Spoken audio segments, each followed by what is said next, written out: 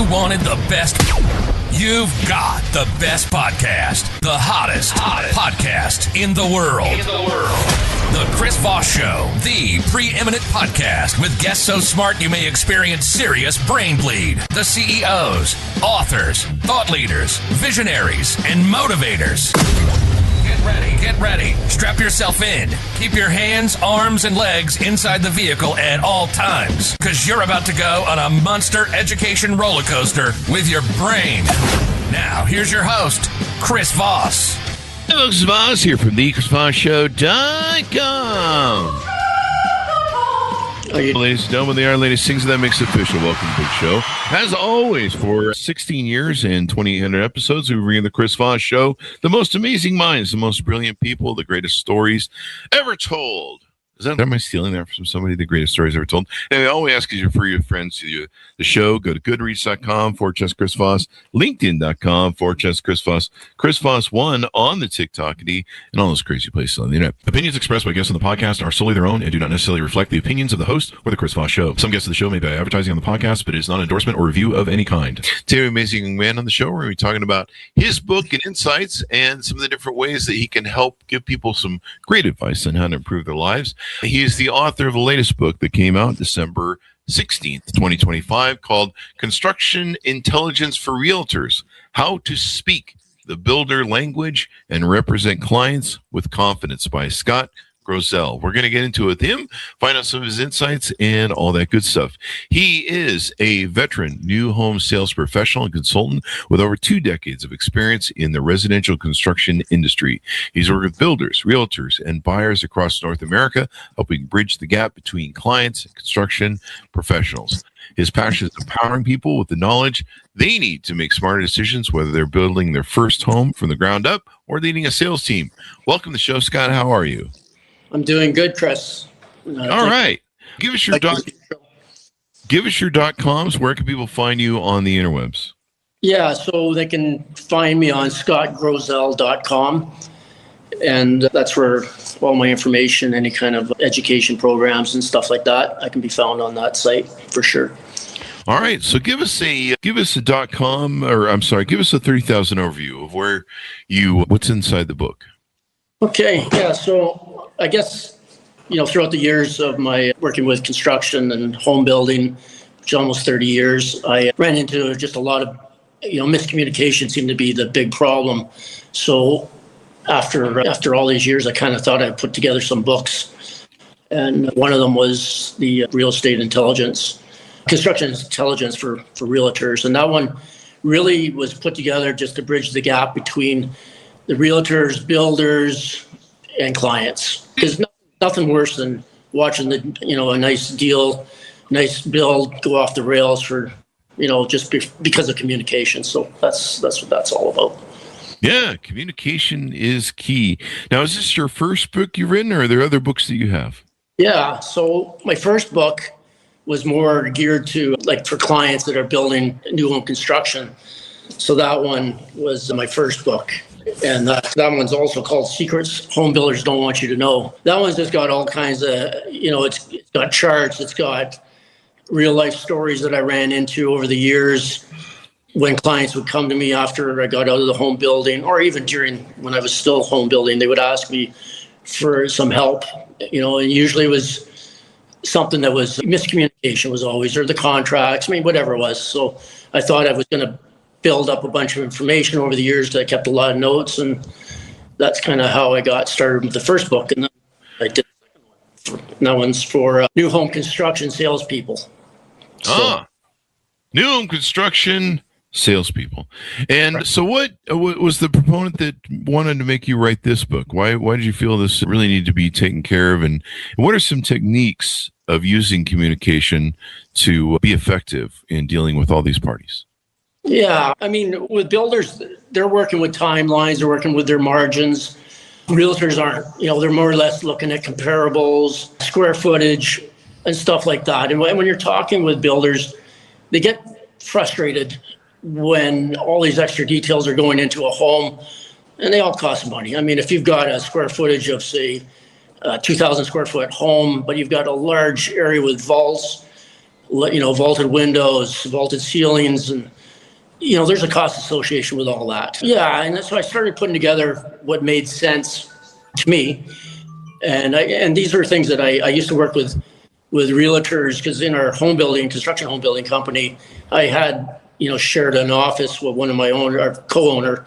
He was a realtor, so we had 25 agents on board with us, and they wanted to learn. So that's when I started getting into that kind of into those kind of education, I guess you could say. Oh. And yeah, so. And so communication is really important. It's if you don't, cross all your T's and dot your I's, things can fall apart. I used to be in the mortgage business. I was a realtor for 6 years, and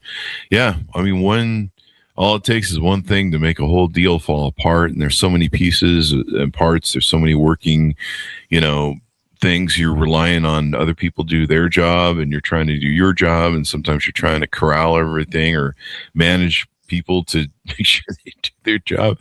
It's quite the thing, really, when it comes down. Yeah. So you get into the details to help educate realtors on how new homes are built, what goes into them, kind of what the builders are expecting from realtors, et cetera, et cetera.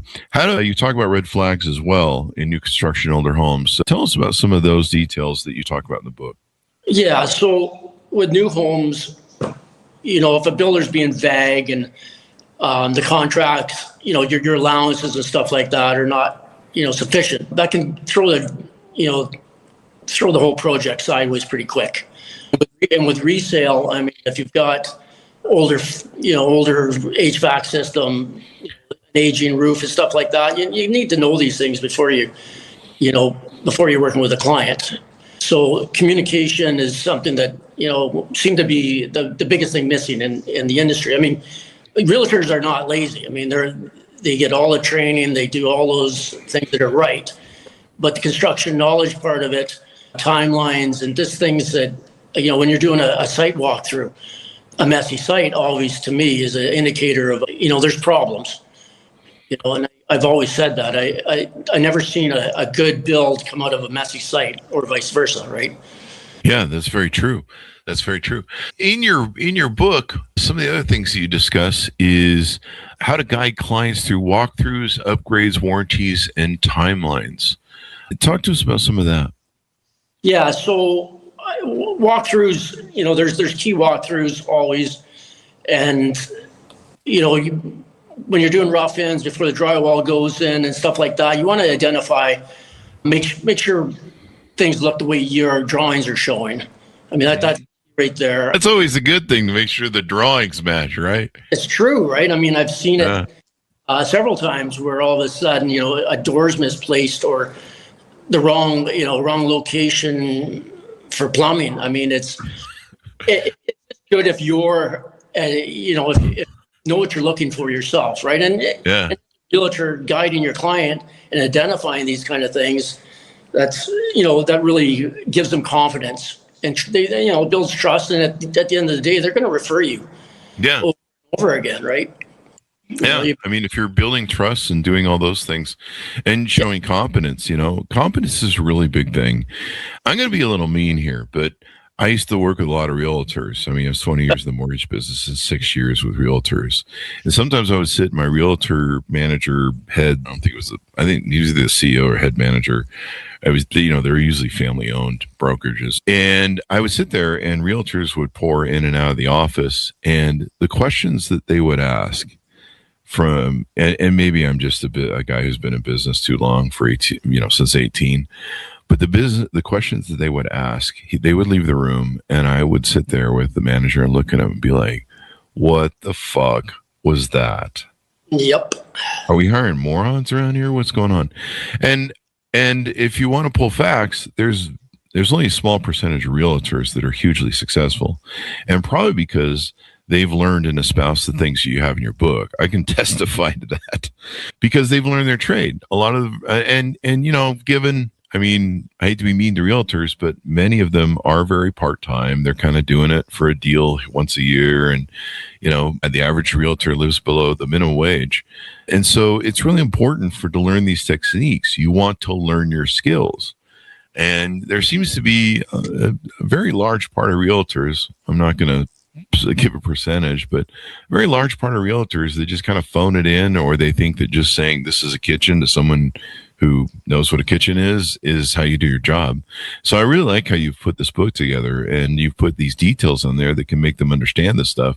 Because I'm, like I say, I used to sit just in horror sometimes of the questions I would see asked, and I'd be like, they went to 90 hours of school for this and they didn't learn this shit.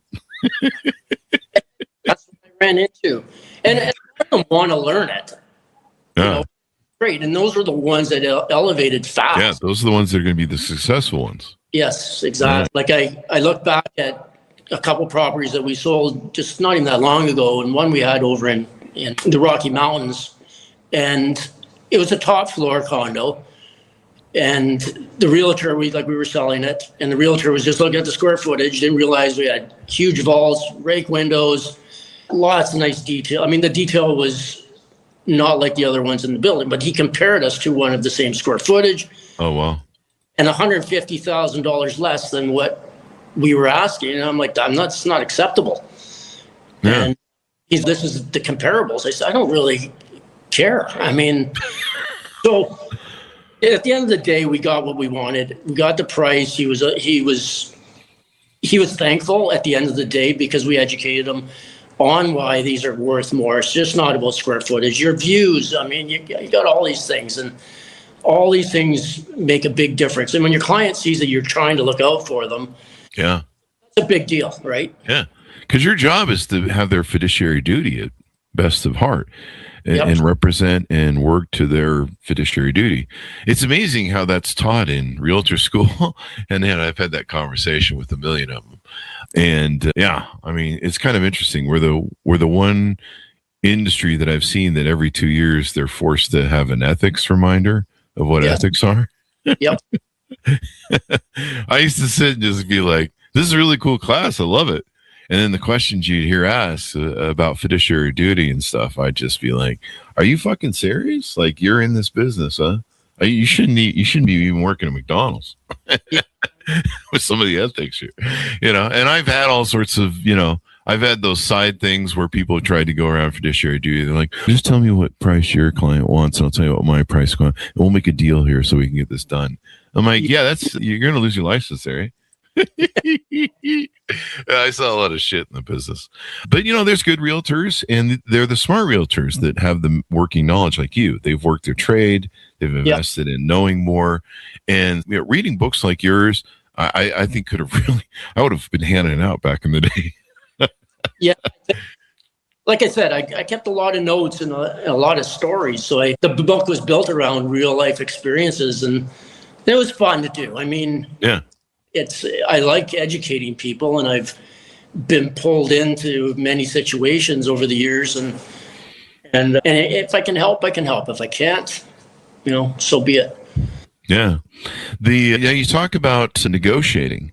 That's one of the other things I found interesting. I've always, there's a code name of mine who ripped off the Chris Voss brand that we had 8 years into it, who had no followers. So he decided to hijack a brand who hijacks it, who's into negotiating. But back in the day, in the early 2000s, I would negotiate for deals, and you go back and forth. That's a negotiation. And I had these people that would come to me and they'd make, some offer, low bid maybe or something, and to me, if you understand negotiations, and I think I learned this from Nightingale Conan, that I can't remember who the author was in the 90s or 2000s. I learned it from, but basically you start on the far edges of a negotiation of what both parties might think are plausible. And then you move to the middle and you keep going back and forth. And one of the other things that really surprised me in the real estate business would, people come to me with, they're asking for $30,000 off the price, maybe just as an example. And we'd be like, no, that's not going to work. Bring us a better offer to the table. Or, I would write back and, stand our position. And then they would never write back again. Just wander off. And you're like, wait, are you going to come back? Yeah. Are you going to come back? This is the negotiation back and forth process. It's a back and forth. It is. And it's supposed to be back and forth. You're right. Yeah. And, you work things out, and, maybe that you come up with conditions where you're like, okay, maybe we want 20,000 off, and we want you to repaint the place or something. There's all sorts of ways to make a deal work, as and they would just leave. Yeah. And I'd write them, and I'd be like, do you have a counter? There's probably a way to make this deal work. And I'm actually I'm not betraying my client's fiduciary duty, but I'm kind of signaling that, my client would like to sell this home, and they might be amenable if the terms of, conditions we can all agree on, but you've got to present them. Yeah, work with me. I don't think a lot of them really understand, the whole process. Yeah. And that's where it gets lost too, right? Yeah, that's where it gets lost in all the negotiating and everything. Now, what are some other aspects in this book you talk about? It's for realtors in their new homes, agents who want to build stronger partnerships, resale-focused realtors who want a construction edge, teams of brokerages looking to training resources. Boy, like I say, I would have handed your book out to everybody I saw at the Monday meeting at the real estate office. Everyone wants to elevate their real estate. So it sounds like some people that are just general real estate people or general people, maybe you want to have your home built. You want to know how to talk to construction people and communicate, how to check for stuff, and how to keep issues from coming out of control. It sounds like a pretty smart gig. That's it. I mean, there's so many, like you said, and a lot of moving parts to the industry, and just elevating yourself. I mean, we used to have like appraisers that would just get so upset with the realtors. Yeah. I mean, that's the other end of it. And like you said, mortgage brokers, yeah. They had somebody they're comfortable with, they would recommend them all day long. So with this extra little knowledge, I mean, that's just going to elevate, and it's going to create your database. It's going to grow your business. And I mean, for entry-level people that are just getting into it, you can really do quantum leaps and get ahead of some of the seasoned veterans that all they know how to do is work with cost per square foot, and and they're really good at selling you how your house is not worth what you think it is, but they don't know a lot of times of what's behind the scenes of this. Yeah. So that's where it comes in. I mean, it's for resale, it's for new homes, it's working with builders that are frustrated, it's working with appraisers that are frustrated, banks, lenders, all of them. So it's just it's another area that I see. I look at it this way: when I would go into Best Buy, or I would walk into an RV to buy an RV or something, those guys knew everything about the product, and I'm thinking, why do these people not know really much about what they're trying to sell? Yeah, and like you say, a lot of them are part-time. I mean, a lot of people get into it. Their spouse makes all the money, and they're just kind of, I don't know, ham-handing a deal or once a year or something. The average real estate agent lives below the poverty line. So your book can really help people, I think, and really good there. Tell us about some of the services you offer on your website. Do you do coaching, consulting, training, speaking? Give us some insights in your offers there. Yeah, so we've got one that we're putting together right now. I've got one landing page, realtorbuilderguide.com. That kind of gives you some 10 mistakes that builders make. So there's ongoing blogs and information that I've got on that. And then another landing page is nobuildermistakes.com. So those are the costly mistakes home buyers make hiring a contractor. So it kind of shows you before you get into the trap, right? And the other one, the Realtor Builder Guide, is 10 mistakes that builders make when working with, builders make when they're working with a realtor. So these things all kind of play together, and it's just, it's to really set the tone. The other thing that what I'm doing right now is I'm putting together a 6. How would I explain this? I'm just kind of finalizing now. I've been working on it for a few months, but it's kind of like I've got 6 spots for realtors that I'm going to be putting a 6-week-long program together and just coaching right through it. So it's, once a week for 6 weeks, and it's myself doing it through Zoom, and helping bridge that gap. I just think it's there's a market for it. I've been working. The thing is, I've been working and doing this for several years now, and I just really started to work at it harder now. I mean, here in Mexico, I just built a sixplex right here in Puerto Vallarta. And Wow. that was a challenge. I put a rooftop pool. Yeah, that's just finished up. We've sold 50% of them now. And, I coach in that too, where I can work as an advisor on that kind of stuff, construction. Been doing a lot over the years too. So maybe you can get hired by construction builders to work with the agents and communicate between. I've done that. I actually had. Oh, really? Just before I left Canada, I had a guy. He was working out of Calgary. He was getting ready to hit the ground on a big project, a huge project. It was like 120 units, and he had a lot of people committed capital to it. And he wanted me to look over things because he was just not feeling great about where it was sitting with numbers. So I analyzed it. I had him send me all the information, and I dug very deep into it. And he was definitely being misled, I would say. I don't want to say a whole lot about it, but I helped guide him through that process, and it worked out well for him. He saved a lot of money. Saved a lot of money.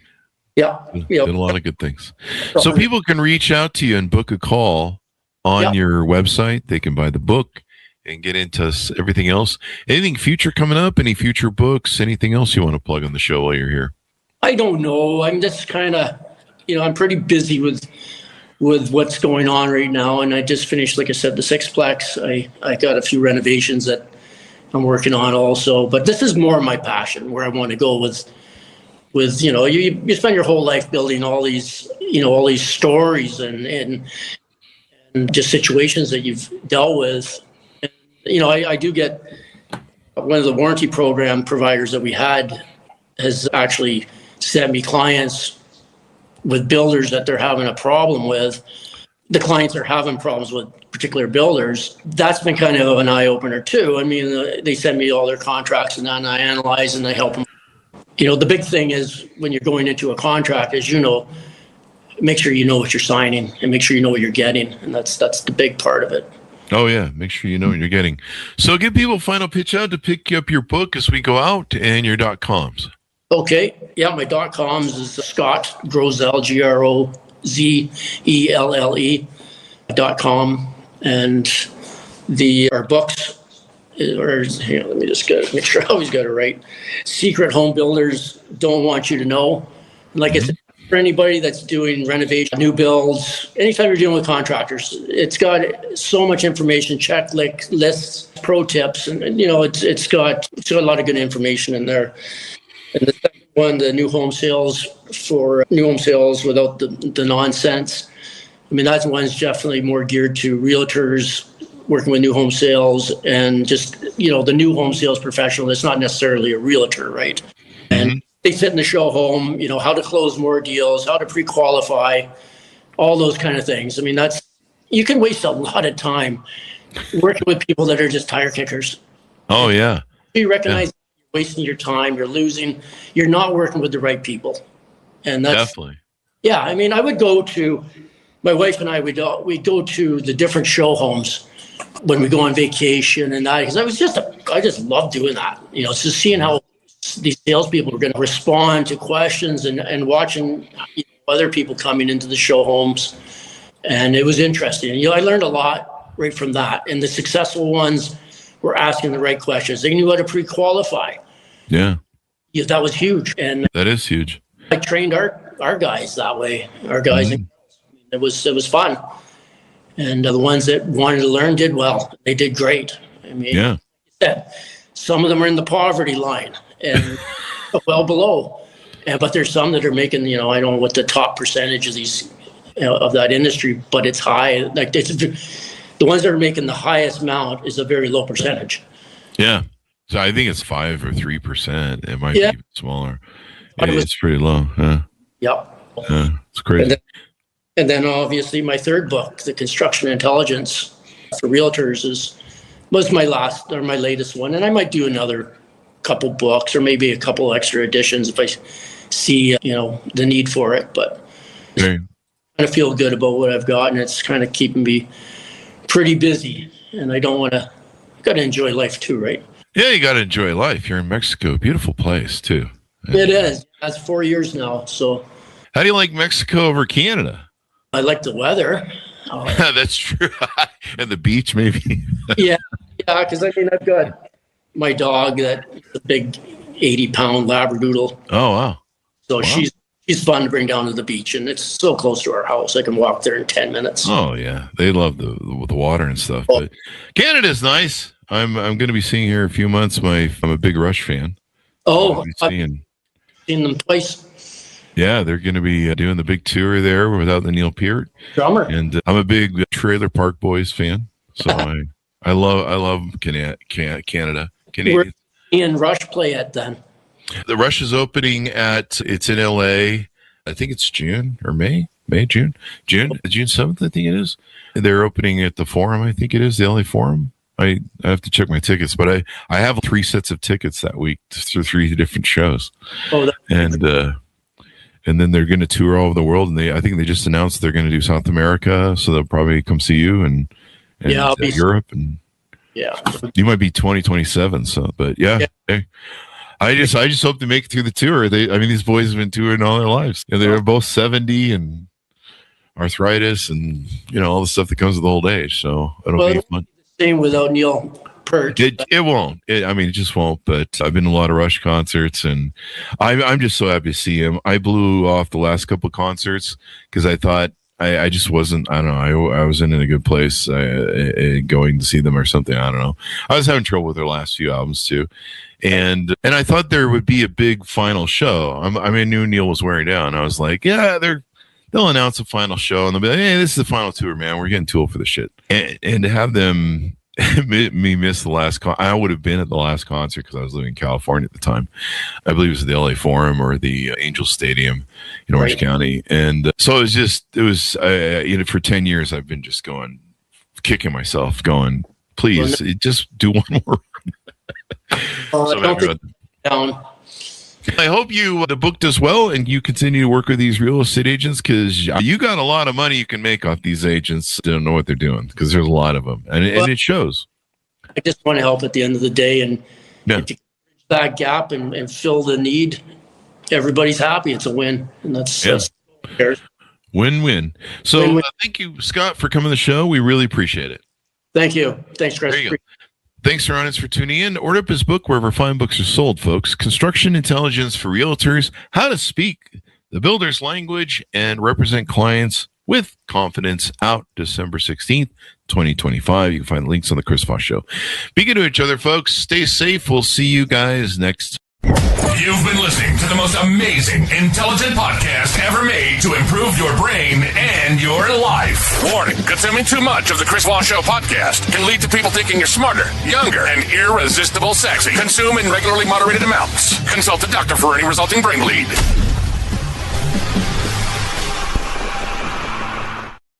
All right, Scott, we got it in the can. Great job.